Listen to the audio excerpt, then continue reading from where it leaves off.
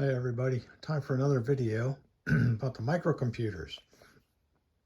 If you saw some of my videos back from the pandemic time, a couple years ago, you'll see I dug out my Apple II Bell & Howell from storage and just tinkered with that a little bit and tried to demonstrate what this was about and what I had done with it when I bought it back in the early 80s. It still works perfectly fine. I also briefly showed this Apple IIe, which I picked out of somebody's trash 20 plus years ago, and it works perfectly fine. I do have a monitor, a matching monitor that goes with this. And at the time, when I was tinkering with these two, I thought, gee, it might be entertaining to, kind of update the Apple II collection. So I ran into this at a flea market, a vintage computer flea market, and I went ahead and bought it. It was a little dirty, but the gentleman that had it said it worked perfectly fine. He had taken it to Kansas Fest more than once, and I brought it home, and eventually I got around to cleaning it up, and of course it does all work perfectly fine. And I do have a video or two about going through this and cleaning it up and doing a little discovery on what it's what it has in it and so forth, though I have not done a lot since then. And somewhere along the way, I picked up an Apple II GS.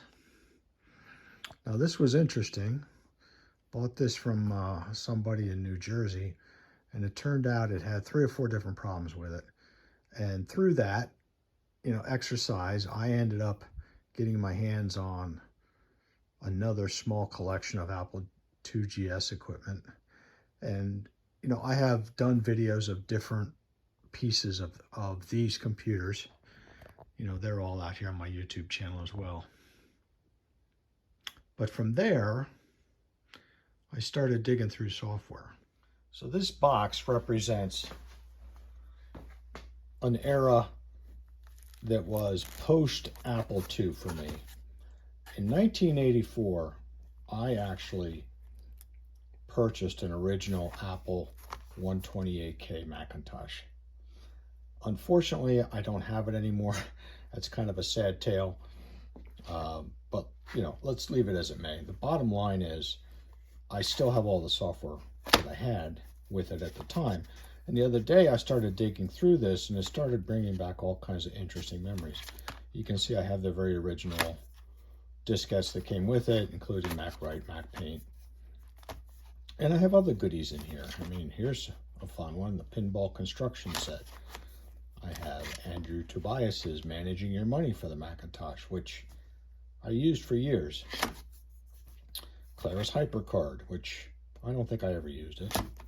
I have got any number of software development products here. Here is Semantic Think C version 5 for the Macintosh. I don't remember ever using this. I have ZBasic. Now, I know I used this. I can't tell you what I used it for, but I know I used it. I have the ZBasic construction set. It's very possible I have this because it potentially came out before Microsoft stuff did. I don't know. As it turns out, I have the very first Microsoft Basic interpreter for the Macintosh. Does this have a date on it? I don't see a date. That would help us know if that was before or after the ZBasic. I also have the second iteration of Microsoft Basic. This went to 2 diskettes.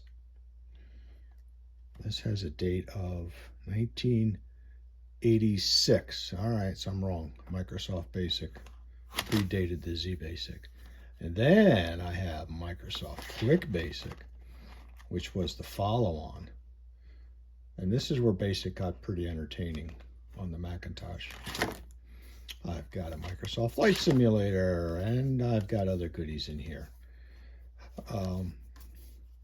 including System 7 stuff.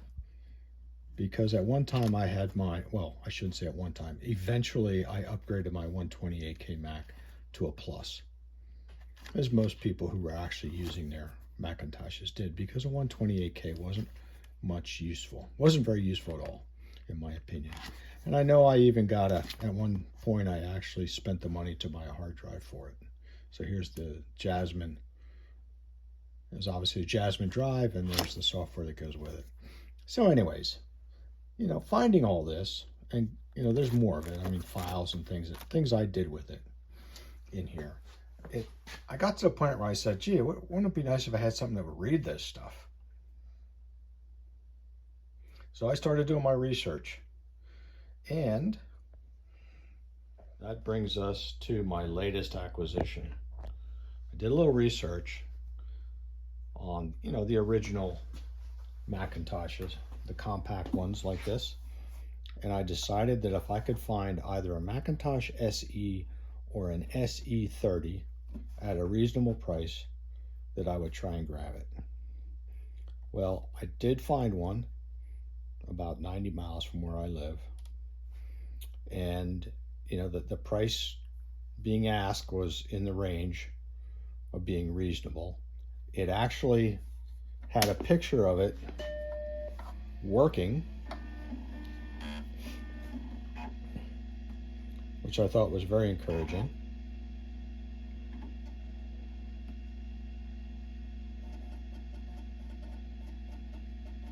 Had a keyboard.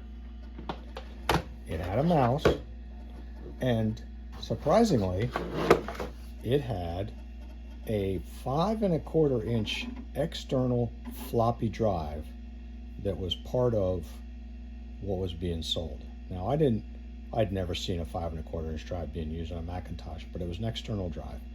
I could tell it wasn't an Apple drive, but it was part of the package, and it came with its original box, meaning the Macintosh original box was there with not necessarily all the packing material, but it was there. So I reached out to the gentleman and I asked him for what other information he might have about it, but I could kind of tell from the way it was listed he probably didn't have a lot of knowledge about it. I saw no diskettes in any of the pictures, and when I reached out to him, the listing had been there for 26 weeks. And those are the kind of listings I like. So, the first thing he said when I contacted him is, well, let me go see if it still turns on. So he did. He came back, said, yep, still turns on. And I thought, well, that's kind of interesting. And I knew from the picture, I saw this. Now, I didn't know, what this necessarily was. I'd never had a Mac SE. I knew what the FDHD was. I knew that was the 1.44 megabyte drive. So I understood what the basics of this were, but I didn't know, they didn't come standard with a hard drive. So I didn't know if it had a hard drive in it. And I didn't think that asking him was necessarily going to give me an answer. So I offered him kind of made a lowball number. He agreed to it, and I went up and picked it up from him. And got it home. Sure enough, it does have a 20 gigabyte internal SCSI drive in it, and that does work. It did boot up off of the hard drive for me, but it would not read off of the diskette drive. So I took it apart. I cleaned it up inside. I did go in and clean up the diskette drive and lubricate it, and I put a new, the 3.6 volt battery in it. I replaced that. Fortunately, there was nothing on any of the system boards that looked like there had been any leakage of anything. The battery had not leaked. Honestly, inside it looked great. So I just basically cleaned it up, put it back together. I did tear apart the keyboard. It came with one broken keycap, which I have fixed. The mouse wasn't working very well when I got it, but I cleaned it up, and now it works great. I have not cleaned up the case at all, but this is a very functional Macintosh. So for me, I thought this is great. I can use it with my floppy emu. I'd be able to get my software I've got, kind of do a little go down memory lane with that, probably archive a lot of that software and data over to my floppy emu, and that's kind of the path I've taken. So I also sold off that external floppy drive which helped me cover some of the cost of buying this. So, not sure if I'll have more videos about this, but it gives me an opportunity to go down memory lane a bit with all that software I've got in there and just, start to recollect some of the things I've done over time. That's all I've got at this point. See you later.